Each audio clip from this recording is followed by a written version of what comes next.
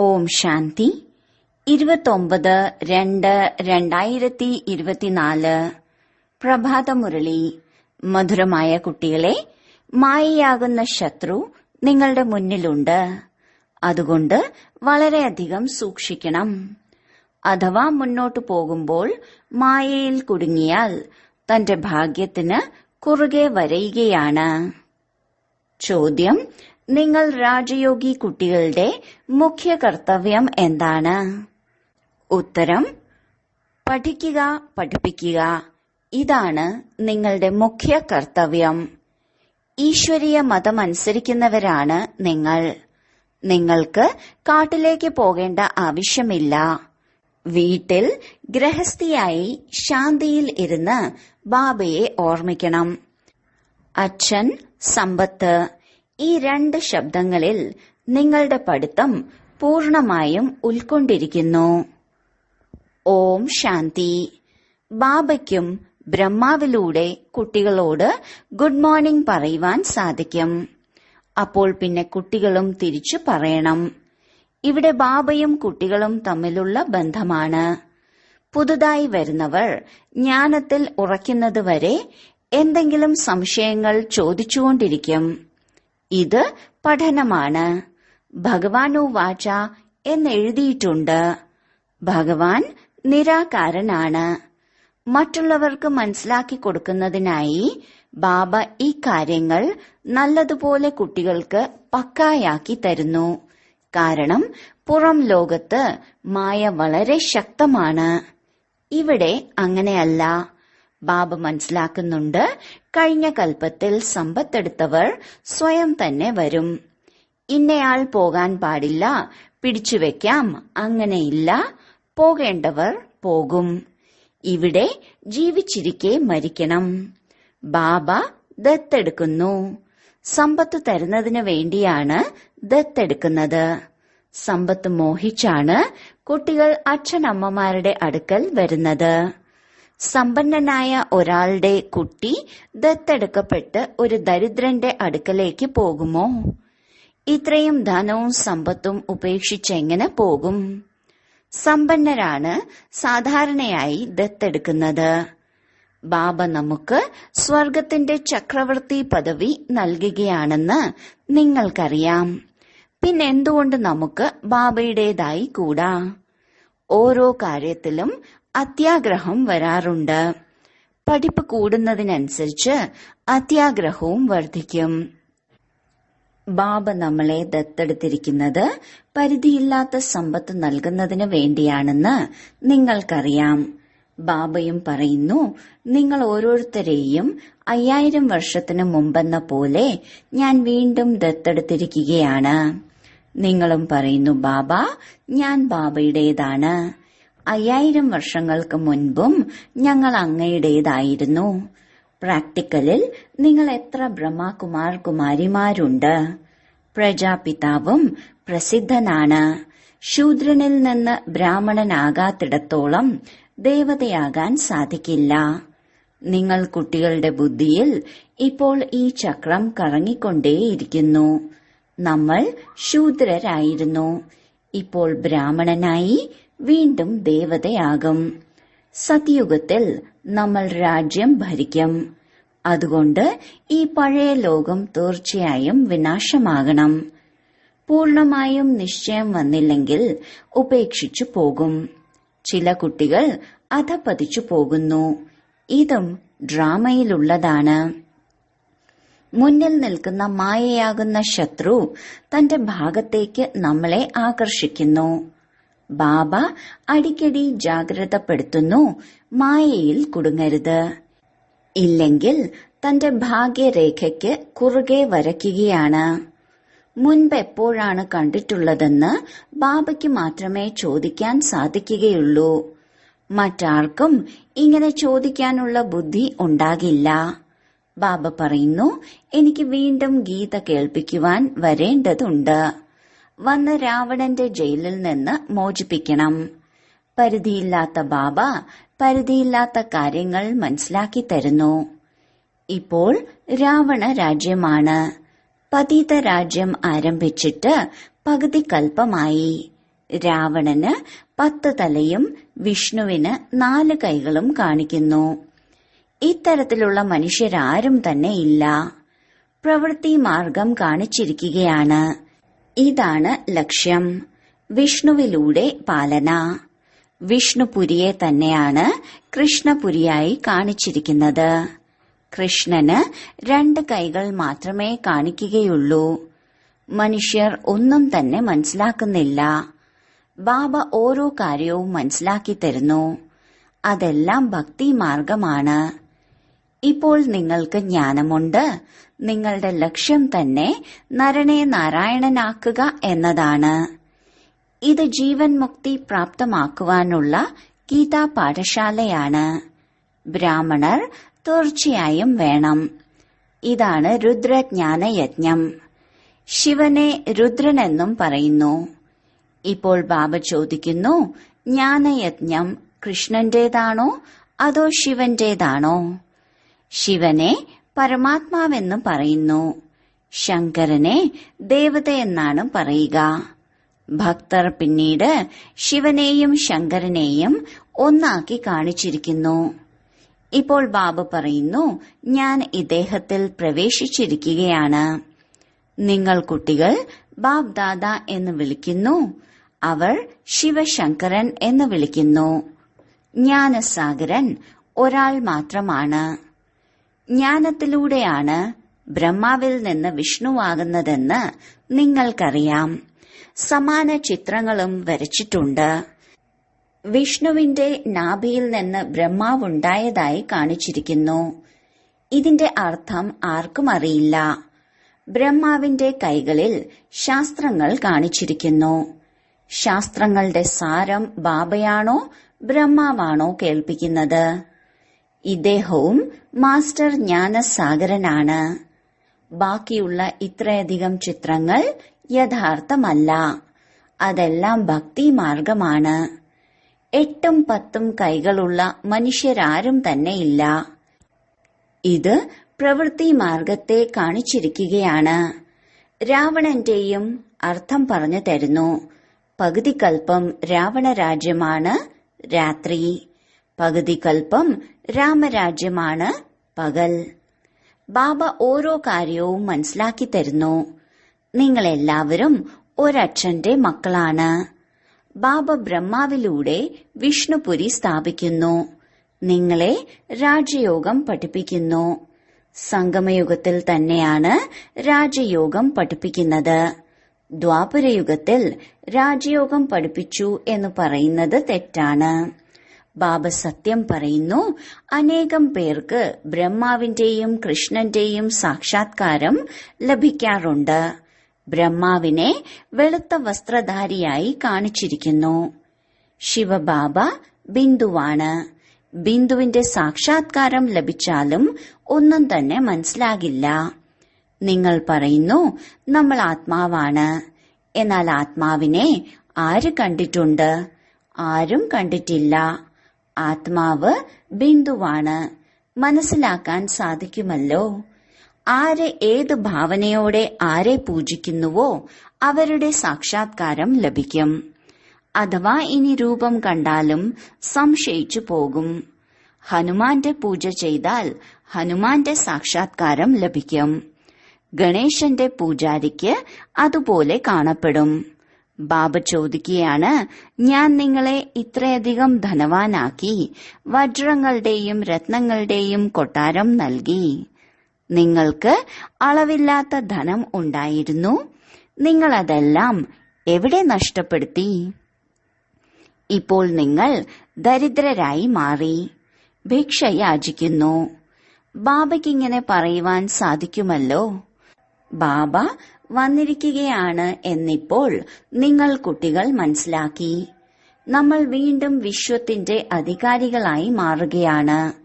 ഈ നാടകം അനാദിയായി തയ്യാറാക്കിയതാണ്. ഓരോരുത്തരും ഡ്രാമയിൽ അവരവരുടെ പാർട്ട് അഭിനയിച്ചുകൊണ്ടിരിക്കുകയാണ്.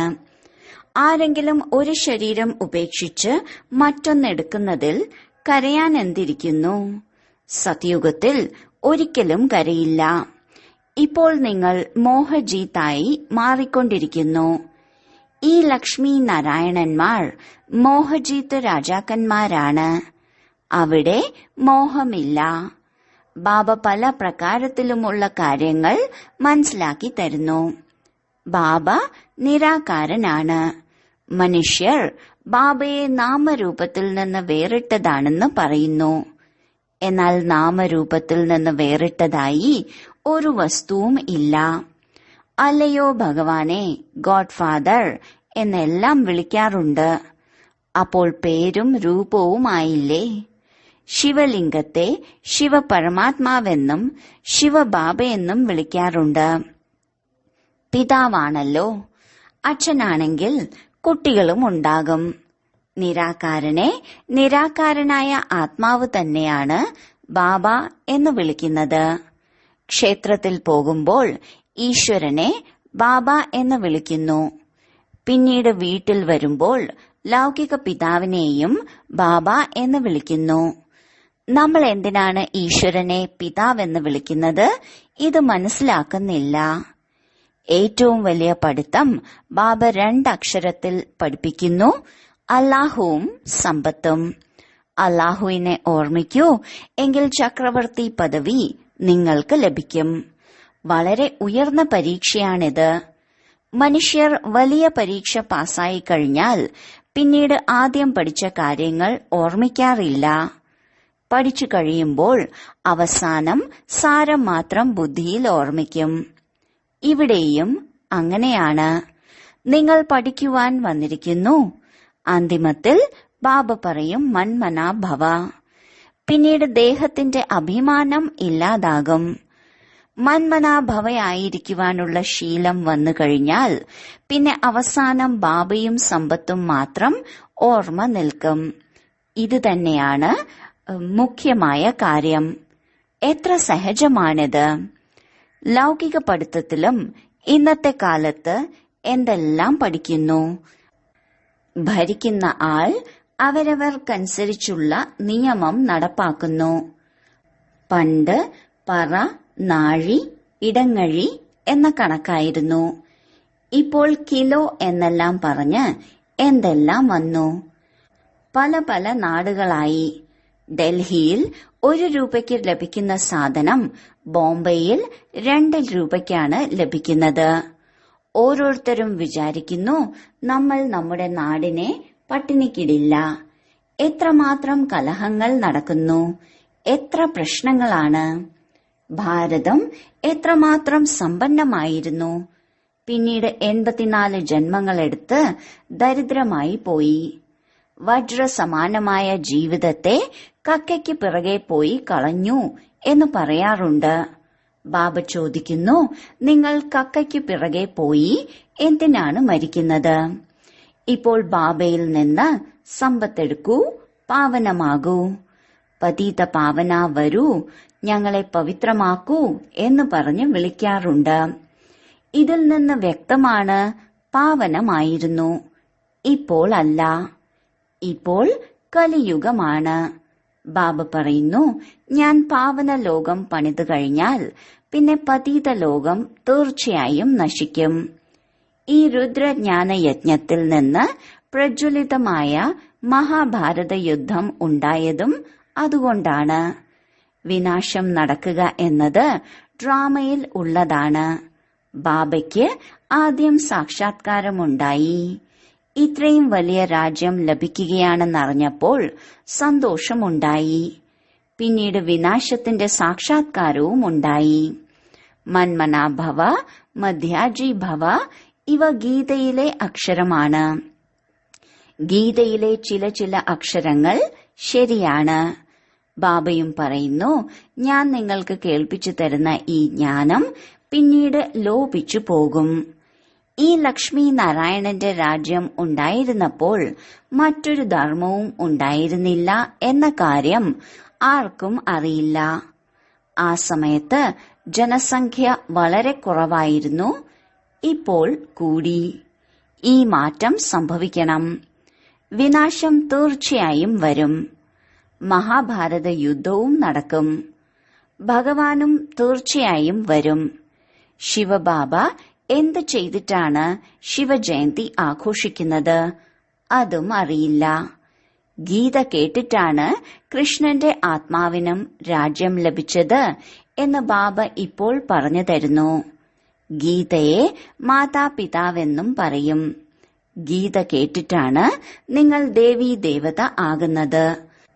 അതുകൊണ്ട് കൃഷ്ണൻ ഗീത കേൾപ്പിക്കുന്നില്ല എന്ന് ചിത്രങ്ങളിലും കാണിക്കുന്നു.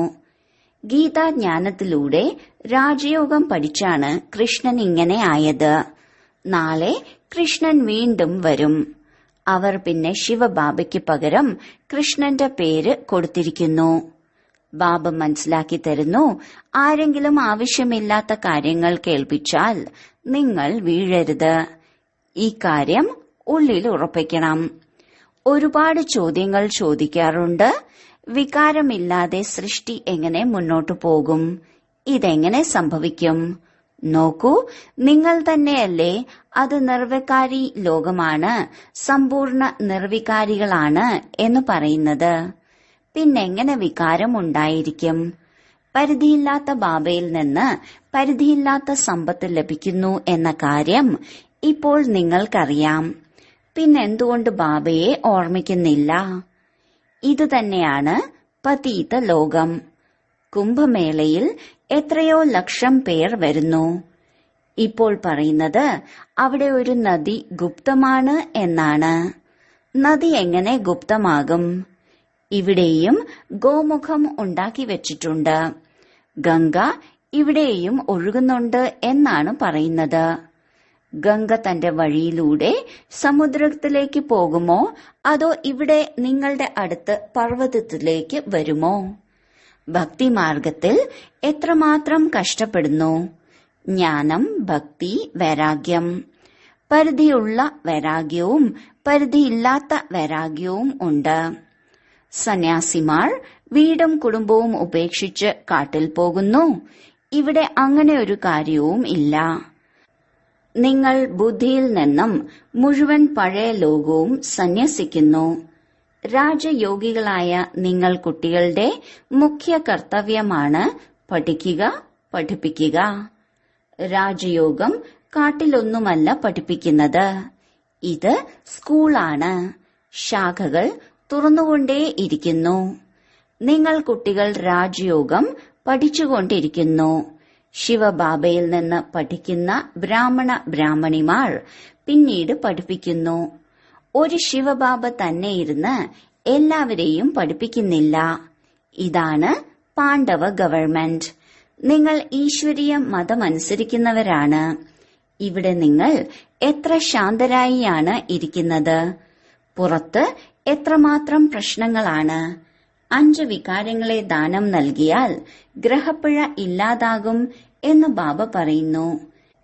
എന്റേതാകൂ എങ്കിൽ ഞാൻ നിങ്ങളുടെ സർവ മനോകാമനകളും പൂർത്തിയാക്കും. നിങ്ങൾ കുട്ടികൾക്കറിയാം, ഇപ്പോൾ നമ്മൾ സുഖധാമത്തിലേക്ക് പോകുന്നു. ദുഃഖധാമത്തിന് തീ പിടിക്കും. കുട്ടികൾ വിനാശത്തിന്റെ സാക്ഷാത്കാരം ചെയ്തിട്ടുണ്ട്. ഇപ്പോൾ സമയം വളരെ കുറവാണ്. അതുകൊണ്ട് ഓർമ്മയുടെ യാത്രയിൽ മുഴുകൂ. എങ്കിൽ വികർമ്മം വിനാശമാകും. ഉയർന്ന പദവിയും ലഭിക്കും. ശരി, വളരെ കാലത്തെ വേർപാടിന് ശേഷം തിരികെ കിട്ടിയ മധുരമധുരമായ കുട്ടികൾക്ക് മാതാവും പിതാവുമായ ബാബ്ദാദയുടെ സ്നേഹസ്മരണകളും സുപ്രഭാതവും. ആത്മീയ അച്ഛന്റെ ആത്മീയ കുട്ടികൾക്ക് നമസ്കാരം. ധാരണയ്ക്കുള്ള മുഖ്യസാരം: 1. ബാബയുടെ സമ്പത്തിന്റെ പൂർണ്ണ അവകാശിയാകുന്നതിനു വേണ്ടി ജീവിച്ചിരിക്കെ മരിക്കണം. ദത്തെടുക്കപ്പെട്ടവരാകണം. തന്റെ ഉയർന്ന ഭാഗ്യത്തിനു പുറകെ ഒരിക്കലും വരയ്ക്കരുത്. 2. ആവശ്യമില്ലാത്ത കാര്യങ്ങൾ കേട്ട് സംശയിക്കരുത്. അല്പം പോലും നിശ്ചയം ഇളകരുത്. ഈ ദുഃഖധാമത്തിന് തീപിടിക്കും. അതുകൊണ്ട് ഇവിടെ നിന്നും ബുദ്ധിയോഗം വേർപെടുത്തണം. വരദാനം: സമയമനുസരിച്ച് തന്റെ ഭാഗ്യത്തെ സ്മരിച്ച് സന്തോഷത്താലും പ്രാപ്തികളാലും നിറഞ്ഞിരിക്കുന്ന സ്മൃതി സ്വരൂപരായി ഭവിക്കൂ. ഭക്തിയിൽ നിങ്ങൾ സ്മൃതി സ്വരൂപ ആത്മാക്കളുടെ ഓർമ്മ ചിഹ്നത്തിൽ ഭക്തർ നിങ്ങളുടെ ഓരോ കർമ്മത്തിലെ വിശേഷതകൾ ഓർമ്മിച്ച് അലൗകിക അനുഭവത്തിൽ ലയിച്ചിരിക്കുന്നു. എങ്കിൽ നിങ്ങളുടെ പ്രായോഗിക ജീവിതത്തിൽ എത്ര അനുഭവം പ്രാപ്തമാകും? ഏത് സമയം ഏത് കർമ്മം അതേ സ്വരൂപത്തിന്റെ സ്മൃതിയിൽ മുഴുകിയിരിക്കുന്ന അനുഭവം ചെയ്യൂ. എങ്കിൽ വിചിത്രമായ സന്തോഷത്തിന്റെയും പ്രാപ്തികളുടെയും ഭണ്ഡാരമായി മാറും. നേടാനുള്ളതെല്ലാം നേടിക്കഴിഞ്ഞു എന്ന ഗീതം ഹൃദയത്തിൽ നിന്ന് ഒഴുകിക്കൊണ്ടിരിക്കും. സ്ലോഗൻ: നമ്പർ 1 മാറണമെങ്കിൽ ബ്രഹ്മബാബയുടെ ചുവടുകളിൽ ചുവടുവെച്ച് നടക്കൂ. ഓം ശാന്തി.